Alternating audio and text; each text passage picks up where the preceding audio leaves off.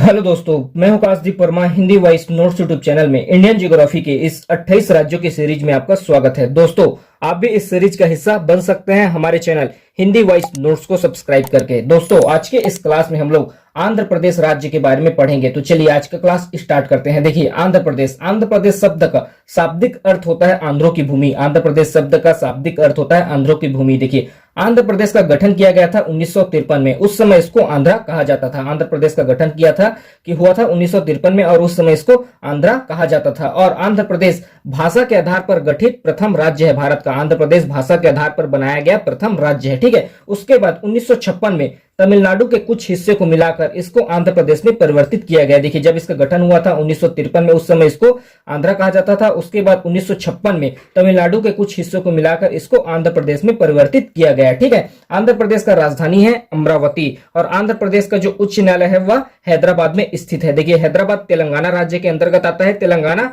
आंध्र प्रदेश का ही विभाजन के बाद ही बना था। ठीक है। आंध्र प्रदेश का प्रमुख फसल है चावल। देखिए, आंध्र प्रदेश का जो अर्थव्यवस्था है उसका मुख्य स्रोत है कृषि। आंध्र प्रदेश का अर्थव्यवस्था का मुख्य स्रोत है कृषि। अगर जनसंख्या की दृष्टि से देखा जाए तो आंध्र प्रदेश का 10वां स्थान है भारत में, 10वां बड़ा राज्य है। और क्षेत्रफल की दृष्टि से देखा जाए तो भारत में 7वां बड़ा राज्य है आंध्र प्रदेश। ठीक है। आंध्र प्रदेश का तटीय समुद्री क्षेत्र है 972 किलोमीटर। तटीय क्षेत्र का लंबाई है 972 किलोमीटर। ठीक है। देखिए, 1948 में ऑपरेशन पोलो चलाकर भारतीय गणराज्य में आंध्र प्रदेश का विलय किया गया। ठीक है। 1948 में ऑपरेशन पोलो चलाकर भारतीय गणराज्य में इसका विलय किया गया।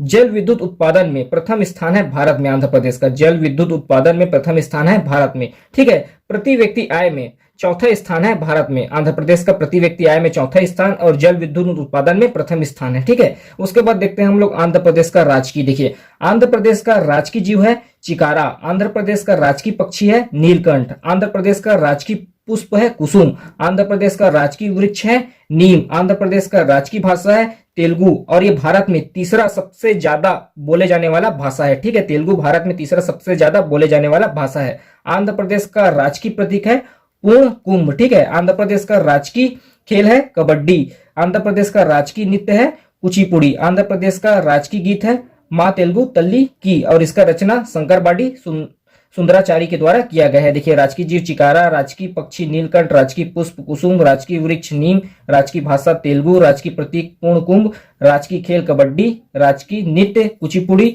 और राजकीय गीत माँ तेलुगु तल्ली की। ठीक है। इसके रचनाकार है शंकरबाड़ी सुंदराचारी। ठीक है। उसके बाद हम लोग देखते हैं आंध्र प्रदेश में बहने वाली प्रमुख नदियां। देखिए, आंध्र प्रदेश में बहने वाली प्रमुख नदियां हैं गोदावरी नदी, कृष्णा नदी, पेन्ना नदी और तुंगभद्रा नदी। उसके बाद देखते हैं आंध्र प्रदेश की प्रमुख झीलें। देखिए, आंध्र प्रदेश की प्रमुख झील है कोलेरू झील, पुलिकट झील। ठीक है। उसके बाद देखते हैं आंध्र प्रदेश का प्रमुख टाइगर रिजर्व। देखिए, आंध्र प्रदेश का प्रमुख टाइगर रिजर्व है नागार्जुना सागर टाइगर रिजर्व, और यह भारत का सबसे बड़ा टाइगर रिजर्व है। देखिए, नागार्जुना सागर टाइगर रिजर्व भारत का सबसे बड़ा टाइगर रिजर्व है। आंध्र प्रदेश का प्रमुख हाथी रिजर्व है रायल हाथी रिजर्व। आंध्र प्रदेश का प्रमुख पक्षी विहार है पुलिकेट झील पक्षी विहार। ठीक है। उसके बाद देखते हैं आंध्र प्रदेश का प्रमुख राष्ट्रीय उद्यान। ठीक है। देखिए, श्री वेंकटेश्वर राष्ट्रीय उद्यान, इसका निर्माण 1989 में हुआ था। ठीक है। रामेश्वर या राजीव गांधी राष्ट्रीय उद्यान, इसका निर्माण 2005 में हुआ था। फिर नेक्स्ट है पापीकोंडा राष्ट्रीय उद्यान, इसका निर्माण 2008 में हुआ था। उसके बाद देखते हैं वन्यजीव अभ्यारण्य। ठीक है। आंध्र प्रदेश का वन्यजीव अभ्यारण्य, देखिए कोलेरू वन्यजीव अभ्यारण्य, नागार्जुना सागर वन्यजीव अभ्यारण्य, पुलिकट वन्यजीव अभ्यारण्य। उसके बाद आंध्र प्रदेश के प्रमुख पर्यटन स्थल देखते हैं। देखिए, पर्यटन विभाग द्वारा आंध्र प्रदेश का प्रचार भारत का कोहिनूर के रूप में किया जाता है। देखिए, पर्यटन विभाग द्वारा आंध्र प्रदेश का प्रचार भारत का कोहिनूर के रूप में किया जाता है। यहाँ के प्रमुख पर्यटन स्थल है तिरुपति भगवान वेंकटेश्वर का निवास, श्रीशैलम, अमरावती का शिव मंदिर, बोर्रा गुफाएं, अराकू वैली और विशाखापट्टनम यहाँ की प्रमुख पर्यटन स्थल है। उसके बाद आंध्र प्रदेश की सीमा किन के राज्यों से घिरा है और आंध्र प्रदेश के प्रमुख शहर देखते हैं। देखिए, यह है भारत का मैप का दक्षिणी हिस्सा। ठीक है। जो स्टार बना हुआ है यह है हम लोगों का आंध्र प्रदेश राज्य। उसके बाद आंध्र प्रदेश का सीमा रेखा देखते हैं किन के राज्यों के साथ लगा हुआ है। यहां से स्टार्ट करते हैं।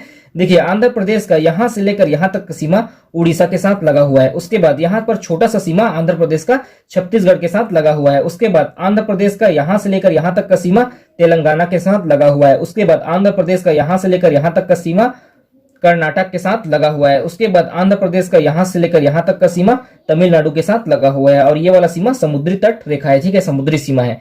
तो आंध्र प्रदेश का सीमा पहला उड़ीसा, दूसरा छत्तीसगढ़, तीसरा तेलंगाना, चौथा कर्नाटक और पांचवा तमिलनाडु। तो आंध्र प्रदेश का सीमा इन 5 राज्यों के साथ लगा हुआ है, ठीक है। उसके बाद आंध्र प्रदेश का प्रमुख शहरों के बारे में देखते हैं, ठीक है। इसी मैप को यहाँ पर बनाया हूं, ठीक है। देखिए यहां पास है आंध्र प्रदेश का फेमस शहर विशाखापट्टनम, ठीक है। यह प्रदेश का सबसे बड़ा नगर है। विशाखापट्टनम प्रदेश का सबसे बड़ा नगर है और भारत का सबसे गहरा बंदरगाह है। देखिए अब विशाखापट्टनम भारत का सबसे गहरा बंदरगाह है और प्रदेश का सबसे बड़ा नगर है। आंध्र प्रदेश का सबसे बड़ा नगर और भारत का सबसे गहरा बंदरगाह।